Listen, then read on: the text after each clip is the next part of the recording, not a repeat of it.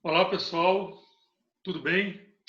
Aqui é o professor Cristiano, mais uma vez, canal Bate-Papo na Janela, dando início a mais um programa, mais um bate-papo especial aqui com uma convidada especial, que é a Joana. A Joana, que é restauradora, é graduada em Conservação e Restauração de Bens Culturais Móveis pelo FMG. Atualmente, ela está encerrando um mestrado profissional no Programa de Especialização em Patrimônio do IFAM, com prática e pesquisa na atualização do Inventário Nacional de Bens Móveis e Integrados, referente aos bens eclesiásticos da cidade de Diamantina, aqui em Minas Gerais.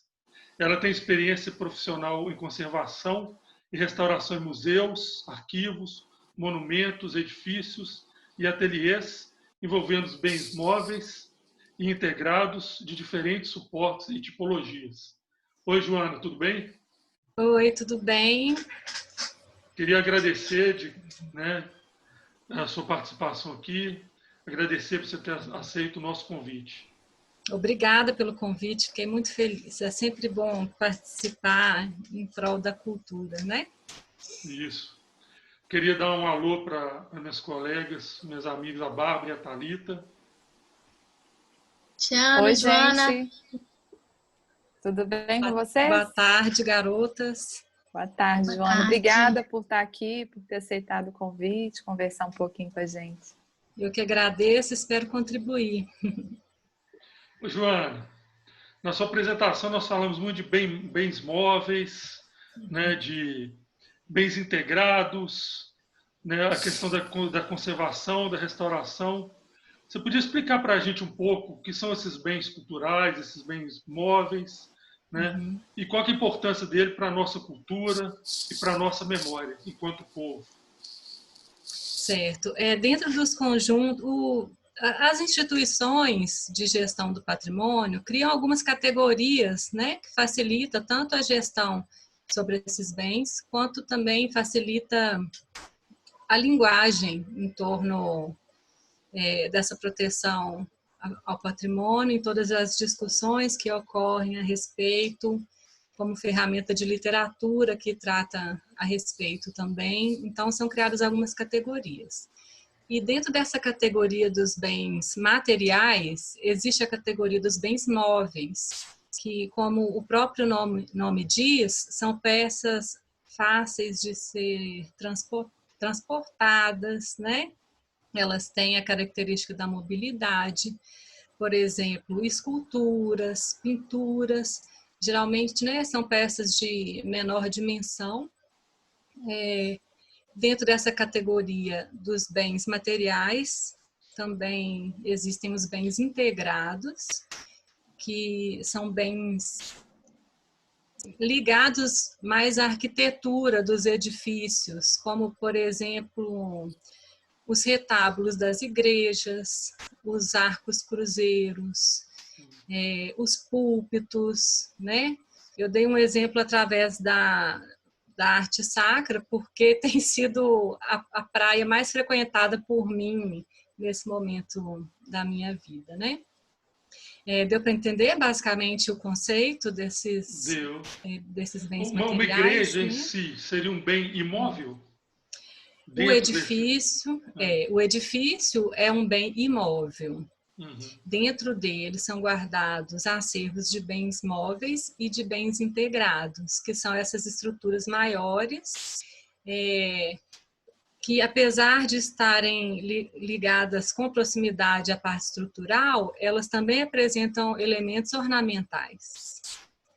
E qual que é a importância disso para a nossa cultura, para a nossa memória? Bom, qualquer materialidade, né, ela oferece, dentro, né, do campo do patrimônio, dentro do fenômeno do patrimônio cultural, qualquer materialidade, ela guarda em si uma imaterialidade. A materialidade, né, é o suporte de uma ideia, de uma simbologia, de uma memória, de símbolos que sustentam relações de pertencimentos, né, do sujeito em relação à sua cultura, em relação à sua religião, em relação à história da sua cidade, né? São diversas formas de se vivenciar a relação com o imaterial, através daquele suporte da matéria representado nas obras, né? Nas obras, nos objetos. Então, ocorre uma atribuição de valor através da simbologia, da expressão dos bens materiais. Isso vale tanto para os bens móveis quanto para os bens integrados também. E ali está a nossa história, né? Então, Sim, como que nós chegamos até aqui? Nós mineiros sabemos bem isso, né? Uhum, exatamente. Por exemplo, os acervos que eu tenho estudado no atual momento, através do mestrado, são acervos sacros.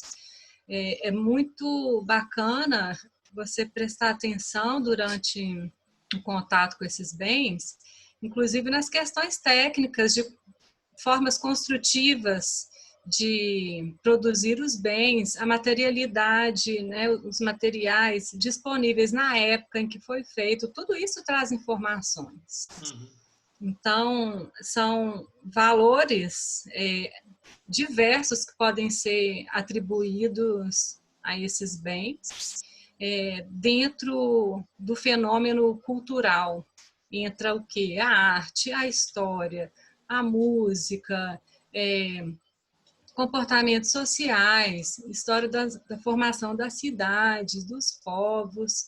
Muitas leituras podem ser feitas através dos bens patrimoniais e isso só nos agrega, né, identidade, valorização do que somos, né, de como vivemos, de como nos reconhecemos. São possibilidades infinitas que nos aproximam da nossa identidade através da leitura desses bens. Daí a importância de se conservar, né? Porque é parte do nosso povo, é o que nos constitui, né? Assim, em grande medida. Eu queria, Exatamente. assim, qual que é a diferença, Joana, da conservação e da restauração? Como que esses processos se dão, assim, nas instituições? Respondendo de uma forma informal, a restauração é o que acontece quando não há a conservação, né? Mas independente de acontecerem ou não processos de conservação, os materiais, eles se degradam naturalmente ao longo do tempo, né? Então, nem sempre podemos falar que a restauração é uma consequência da falta de conservação, né? Bom, mas a conservação são formas de acompanhar o comportamento dos materiais que estruturam os bens materiais patrimoniais, certo?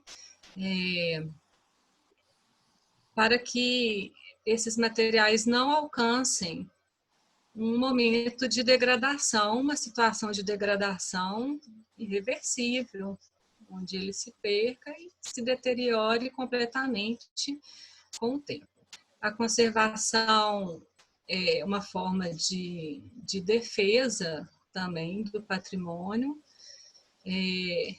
dentro desse conceito de conservação preventiva, entra a parte de segurança, né, de proteção aos bens, segurança em relação a vários fatores, em relação a furto, em relação a incêndios, em relação a danos mecânicos. Então, seria uma forma preventiva, né, de proteger o patrimônio. Tanto é que a UFMG, no curso de conservação, só se refere à conservação como conservação preventiva. Então, a ideia de prevenção, ela já é agregada na conservação. E a restauração acontece muito alinhada à conservação depois que os danos aos materiais já aconteceram, ou então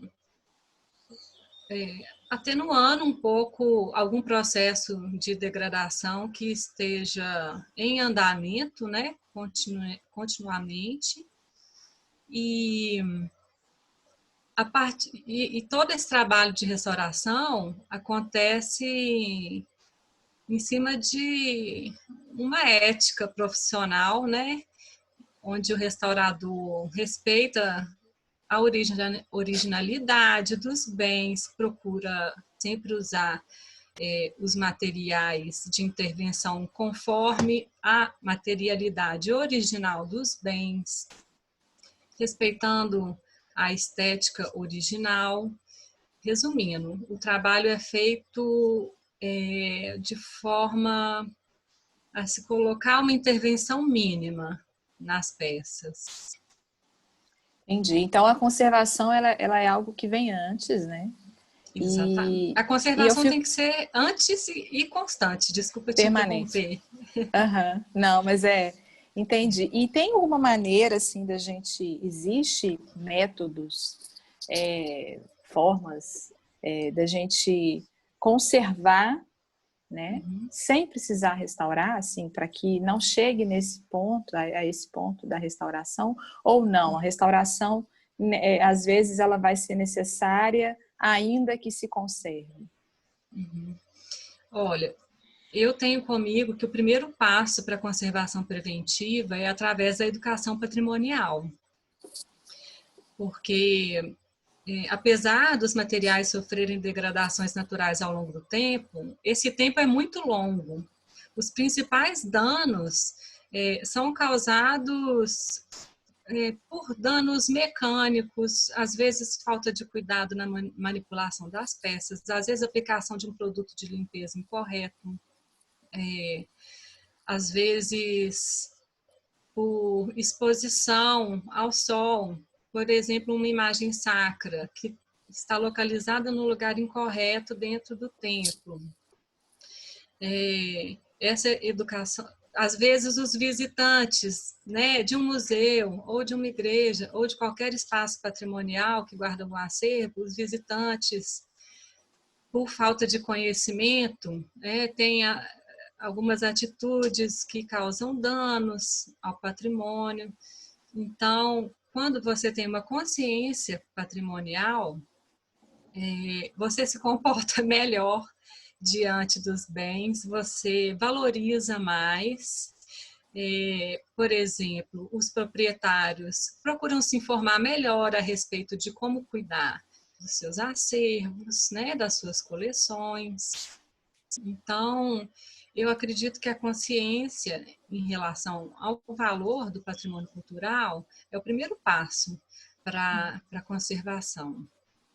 E no caso, né, da degradação natural que acontece com os materiais ao longo do tempo, a conservação deve acontecer no sentido de acompanhar, de fazer uma imunização, caso você perceba a presença de ataques biológicos sobre o bem, a contratação de profissionais especializados, né, que saibam o que estão fazendo, que tomam procedimentos com segurança, e fazer um acompanhamento constante. Joana, nós estamos falando de peças que têm, vamos dizer, 300 anos, e não havia tecnologia não houve, né, tecnologia de conservação durante muito tempo, né? E o material naturalmente se degrada, né? A gente pode falar em cultura de conservação relativamente recente, né? Acho que não tem como a gente falar de cultura de conservação de décadas atrás. É muito recente, muito mesmo. E assim, o que sinaliza que os materiais usados, por exemplo, na arte sacra do período colonial, os materiais usados, as madeiras, eram boas, era material de qualidade, material pictórico de qualidade, porque tem coisas que foram bem conservadas e estão intactas, mesmo sem intervenção. Bacana pensar nisso, né? E como que esses bens, né, assim, alguns estão intimamente, e a conservação, a restauração também, imagino que se relacione com esse tipo de material, né? Porque eu me lembrei dos profetas de Congonhas, na época em que os profetas foram substituídos por réplicas, que isso foi ontem, praticamente, tem pouco tempo. Isso gerou uma polêmica muito grande, mas assim, a gente está falando, além de toda a exposição daquelas peças, né, enfim, a danos provocados intencionalmente ou não por seres humanos e tal, a gente está falando de objetos com material que, de repente, possui uma resistência menor do que outros, né? Então, isso também... Os profetas realmente são um ótimo exemplo, né, a respeito disso, e realmente tem uma polêmica muito grande, que dura muitas décadas, né, em torno da preservação deles. Inclusive, eu tive contato com as réplicas, com os moldes, eu fiz uma visita ao museu e a outros espaços culturais, né, da cidade, e assim, por mais que a gente converse com as pessoas, com profissionais, com técnicos, não existe uma resposta certa e não existe uma solução perfeita. Se você fizer a opção por colocar as réplicas, haverá uma perda patrimonial. Se você mantém os originais, haverá uma perda também.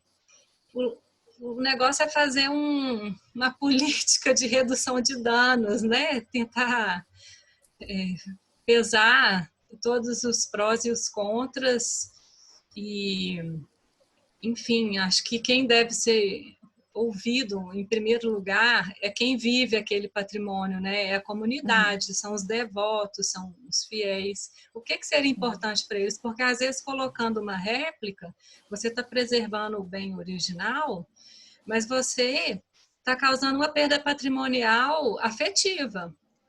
Para quem está diante da réplica e fala, não, isso não me comove. Afetiva e às vezes econômica, né? Porque essas cidades dependem do turismo. E o turista, sabendo que é uma réplica, provavelmente ele vai desanimar um pouquinho, né? Vai pensar duas vezes antes de ir. Sim. E as comunidades vivem em torno disso. Oi, Bárbara. Minas Gerais, né, muito conhecida pelas cidades históricas.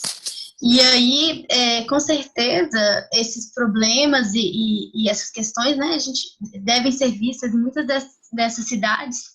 E elas são muito importantes, né? Fala um pouquinho para a gente dessa importância de Minas no cenário nacional aí, o quanto que a gente preserva ou não, como que é Minas Gerais? Minas Gerais preserva muito bem. Assim, aos trancos e barrancos, eu acho que eu, enquanto né, profissional da área do patrimônio, eu considero que preserva bem, sim, dentro do que a gente tem como recurso.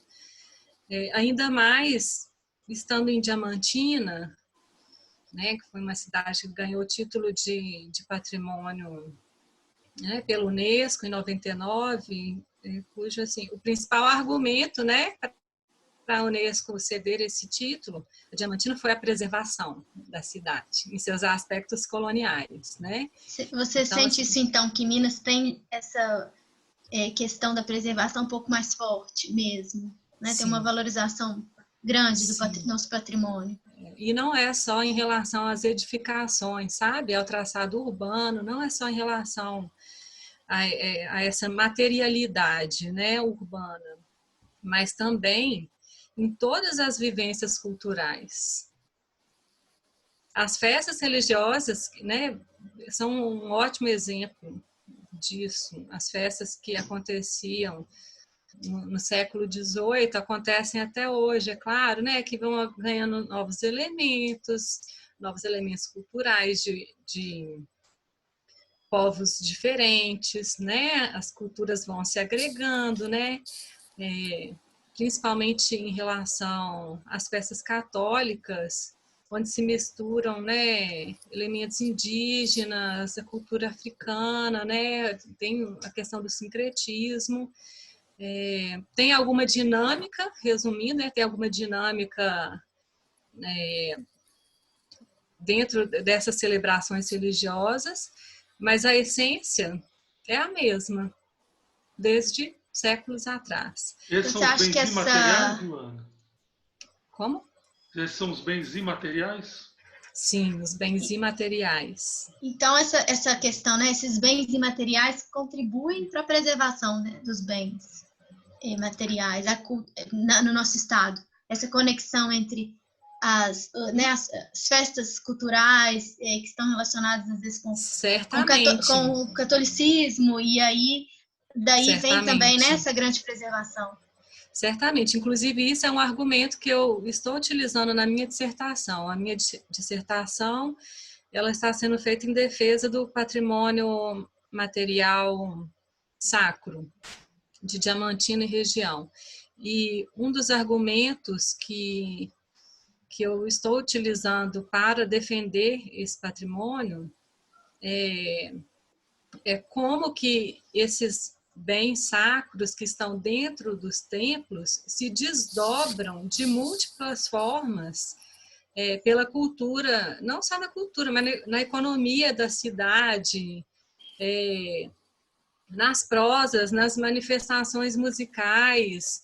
Você vai na feira, você encontra o artesanato, que tem como inspiração os bens, os traços artísticos presentes dentro dos templos.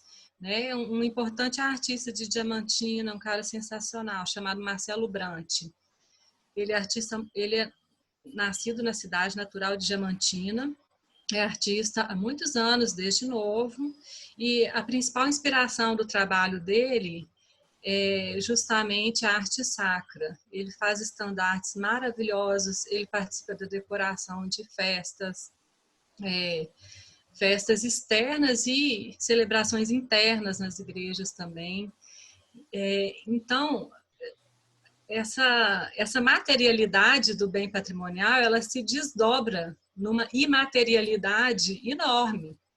Então, se você não cuida desse bem, não preserva, ele, enquanto símbolo, ele vai começar a desaparecer da memória das pessoas. É claro que isso é um processo muito lento, mas acontece. Às vezes se perde até pelos... as novas gerações não se apropriarem tanto dessas festas. Exatamente. Né? Vai se perdendo. Exatamente. Né? Uhum. Em muitos casos são preservados, mas em muitos casos também corre-se o risco de se perder por causa disso. Né? Ô, Joana, trazendo a conversa para um lado mais polêmico um pouco, eu fiz o curso de História e uma das discussões que a gente faz lá no curso, bem lá no início, é que a gente não deve analisar o passado com o olhar que a gente tem hoje, né? Porque são outros valores, outra realidade. É lógico que nós temos os nossos, né, a nossa moral, as nossas crenças, tudo influencia na hora de você analisar um determinado período histórico e tudo. Por que eu estou falando isso? Recentemente, né, após a morte do George Floyd lá nos Estados Unidos, começou uma onda não só pelos Estados Unidos, mas que se espalhou um pouco pela Europa. Aqui no Brasil começou a se falar um pouco disso e começaram a destruir estátuas de figuras, né, da história, mas de figuras hoje consideradas, vamos dizer assim, não tão éticas, né?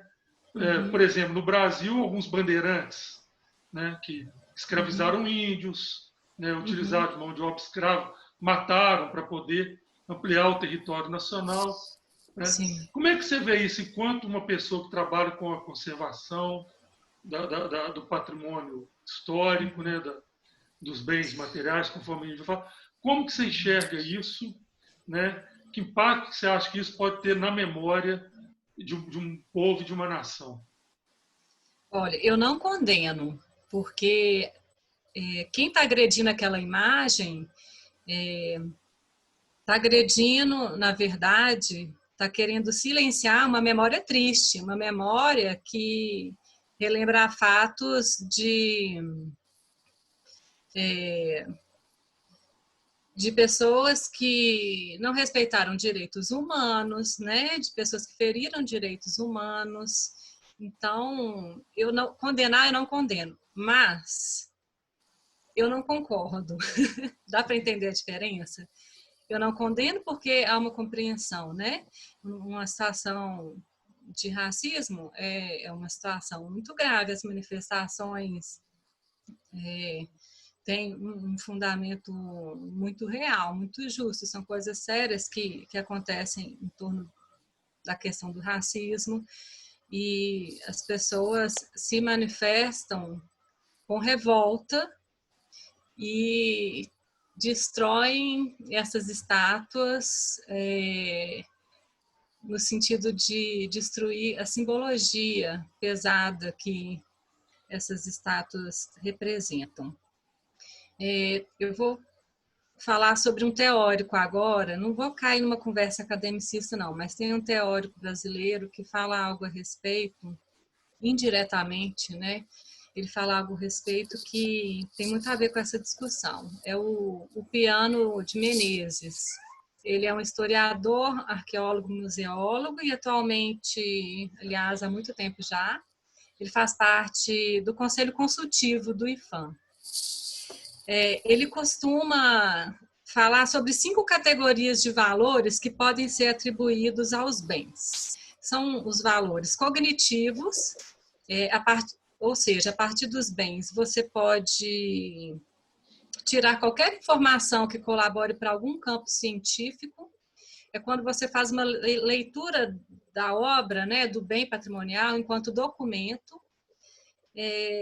Além dessa categoria, os valores formais, que são aqueles valores estéticos, a partir da potencialidade da estética de te emocionar ou te levar para um outro plano transcendente, de trabalhar suas emoções de alguma forma, né?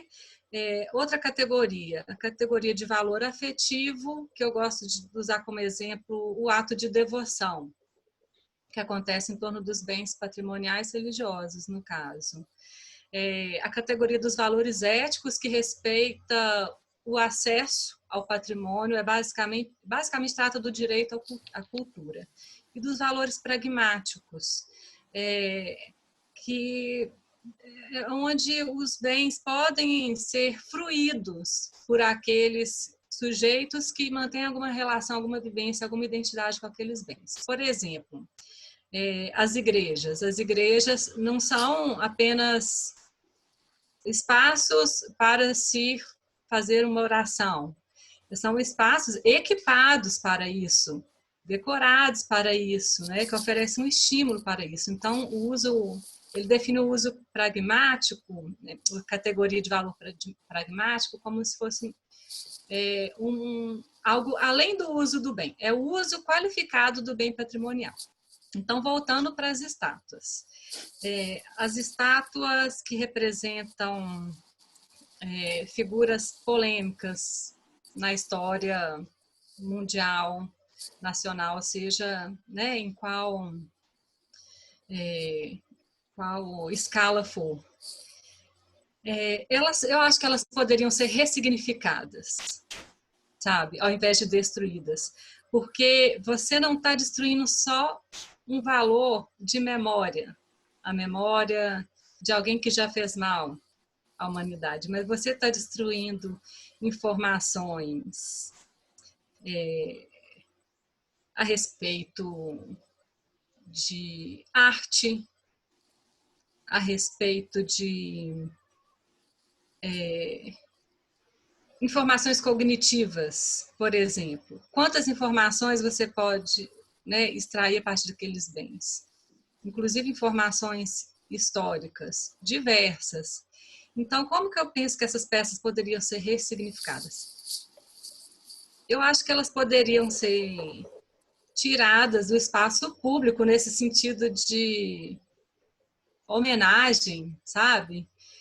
E eu acho que elas poderiam ser levadas para espaços que contextualizem o que ela representa, desde o passado até o presente. É importante a gente ter memória dessas coisas também, igual a Thalita falou um pouco lá no início, para que a gente possa tratar o presente, tratar o futuro, para que essas coisas não voltem a acontecer.